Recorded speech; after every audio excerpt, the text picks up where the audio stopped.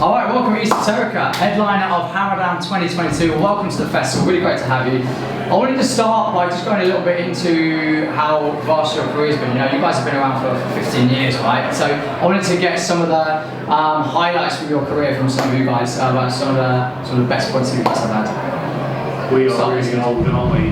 We're old. He should say something. Yeah. Something. Yeah, champion. Manson tour.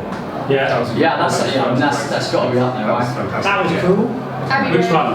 Abbey Road was cool. Yeah. Meeting Slash, that was cool. You met Slash, that's cool. Nobody else in my life has met Slash today, that's pretty cool.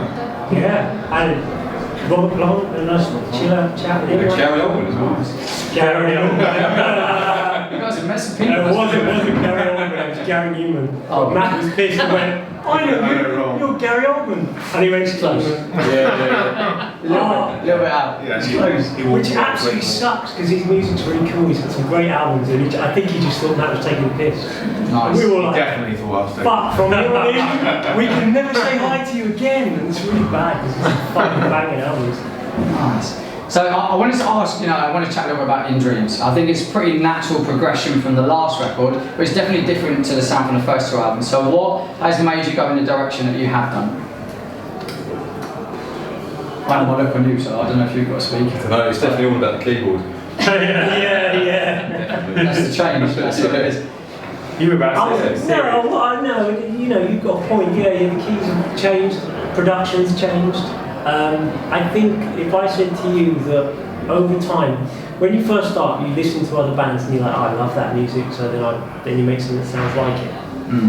Then because you can't help it, because you learn to play by playing other people's stuff. And then gradually over time you become more and more, you know what you are.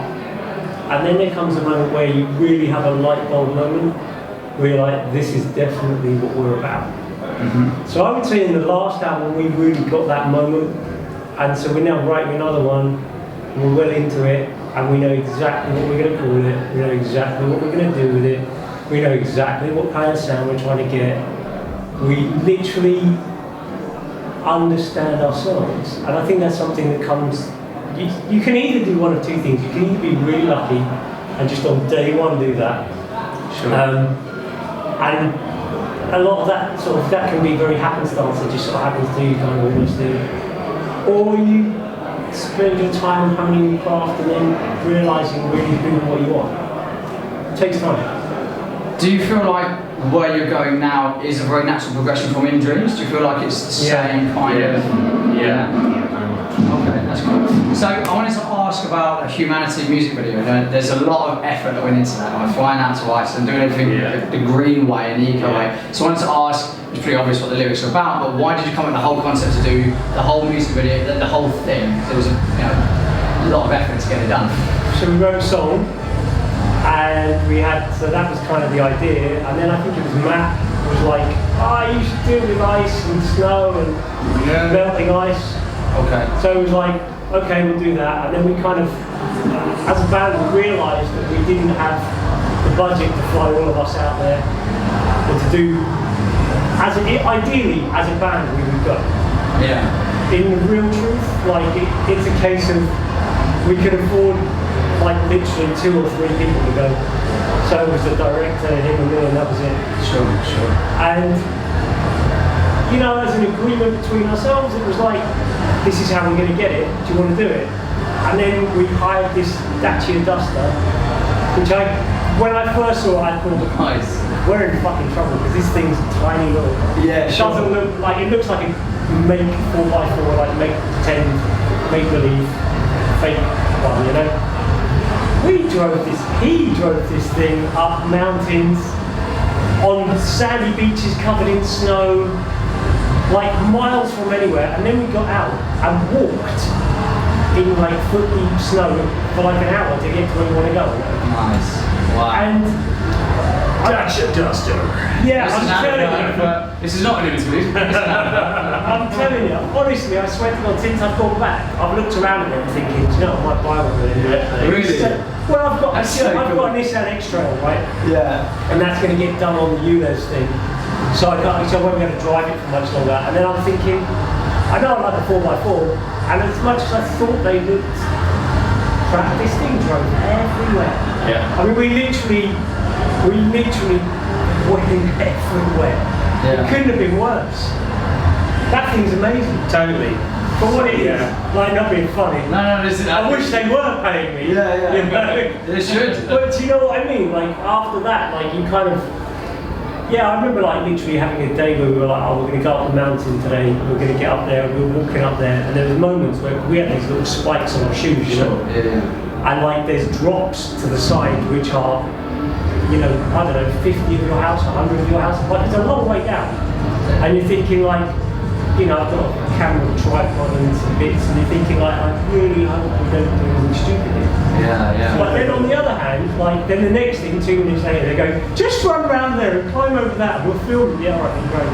But you do it, and you come back, and we even hired this drone. The drone, yeah, sure. And and we got this drone to fly like bloody miles. Do you think a video did what you wanted it to? Do you know what? It's a wicked video. It's awesome. It's I think the unbelievable. video was good, and I think, like, for us, there's a couple of things that happened. We kind of realised that we always believed before that production value was what you rate. And we kind of learned, I suppose, that production can be already in existence, depending on what you use and how you use it. Yeah. So actually we've already mapped out 3 videos for 3 singles for the new album. Nice. And within that, we've looked at the production of those videos in a different way already. So we're already, I can only describe it like, how would you describe it? Like making things easier and better at the same time. Kind of, Yeah, it all fits. It just makes sense, doesn't it? It's like you're designing, like you said, the video and the songs at the same time, so they just kind of fit really well. No, Richie did that video, the Humanity video with us. He's like our partner in crime really now for videos. I think he understands us and where we're trying to go, and he gets it. And he does incredible work, and he's like our partner now, whether he wants to be or not. It's like, you know, and that's it. We're like, He's roped in. we're on this mission, really. Yeah. well, we've literally, you know, climbed mountains with this guy and, Yeah. you know, sat in the middle of nowhere and, you know, just watched the icy world go by. I mean, you know, It's pretty cool. you know, when we did the In Dreams video, he was just like, go under again, go under again. Yeah. Hold your breath, try and get 30 seconds, go back. Sure. And like a day of that hard work, it's cool. But, and bless the girl who was with us, she had like, she had this moment of beginning where she was like, oh my god, I'm not going to do this. And we were like, hey, just relax, don't worry, Wow. you take our time. And she got through it, and she did it brilliantly. And like, this is what I mean, it was like, it's like that team thing where people were chatting and we were all like, don't worry about it, we'll just take the time. And it was, you learn how your team works. And your team isn't just your band in here, it's like all these other guys, like, you know, like Tom, who's our lighting guy, you know, he's just, if we're thinking of stuff, we'll phone in. Hey, what do you think about this? What do you think about that? What do you push in? You know, and like, So you've got a family. Yeah, totally. and it gets broader every time. And it's strange how and it's wicked. Again, same with the band. We've had guys who are not in the band anymore, but and we still chat to everyone. We went on the stag do out with the bands. We were like, you know, when we got married, we were running around shooting each other with laser guns and stuff. It's just Nice. well, it's kind of cool, you know, like great fun. That was his fault. But you know what I mean? It's like we're not. I don't think we've ever had a scenario where we've gone, I hate you, or do you know what I mean? Anything like that. We're too lazy for that. That's good. That's a good thing. No, but you know what I mean? I think that's one of the reasons it's lasted so long, is we're just easy. Yeah, sure. And like, I prefer it like that. Yeah, that's good. That's good. So I wanted to ask you a little bit about the Abbey Road experience that you guys had recorded there. Not only the still with the video for it as well. What was it like working at such a legendary place? What was that like for you? Goosebumps. Did you say amazing? Yeah. Oh, cool. Yeah, I couldn't hear you. Oh, So it was amazing, wasn't it? Yeah, it was good. There's a lot. It comes with a lot of history, of course, and it's somewhat intimidating.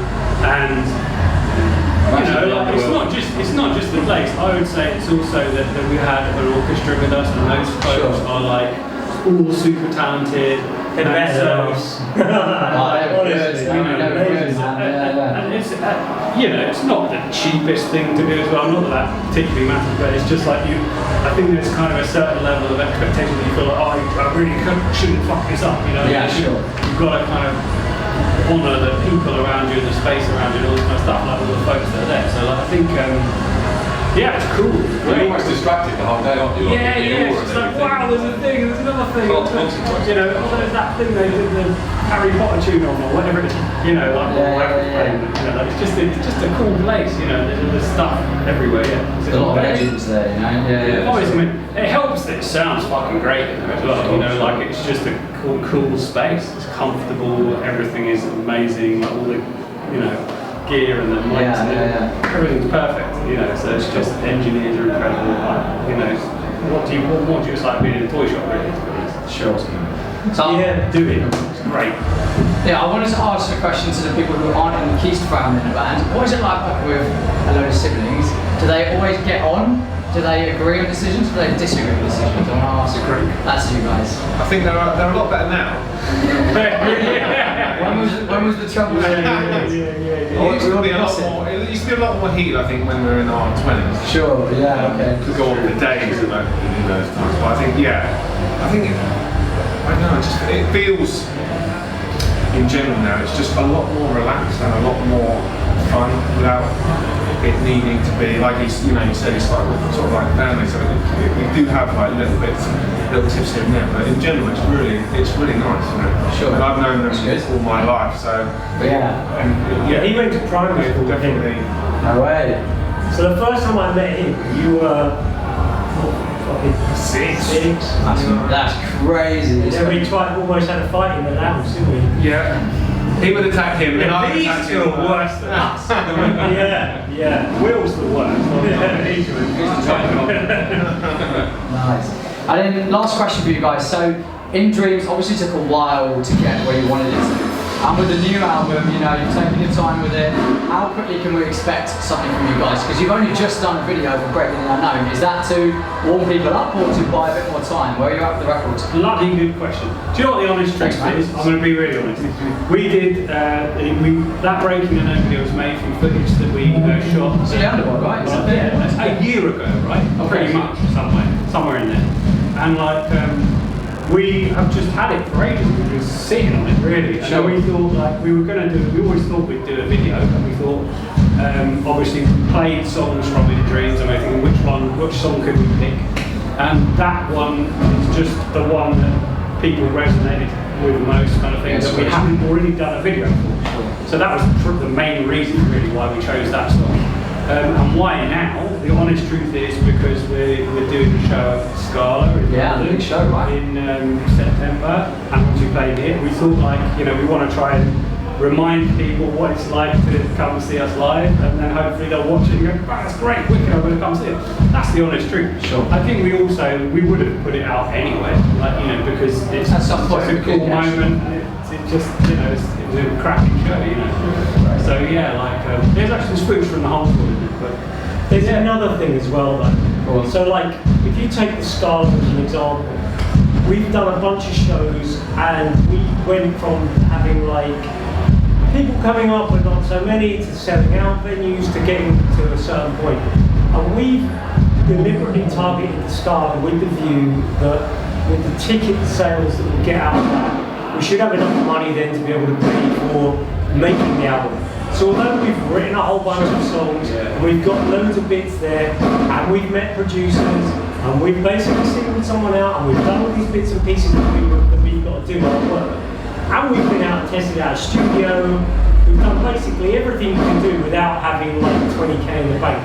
Right, okay. And so we're now at that point where it's the turnaround now is we have to give people something that they can buy to give us the money so we can give them something they want. Sure. It sounds daft, but it kind of makes sense. It's exactly it does, yeah. So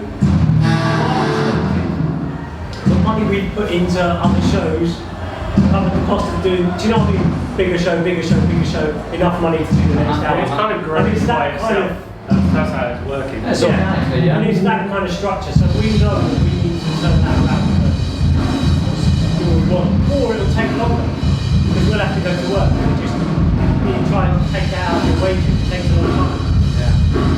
Esoterica, thank you so much. Grab tickets to the show at Scala in London in September, and look out for new music super soon. Thank you guys so much.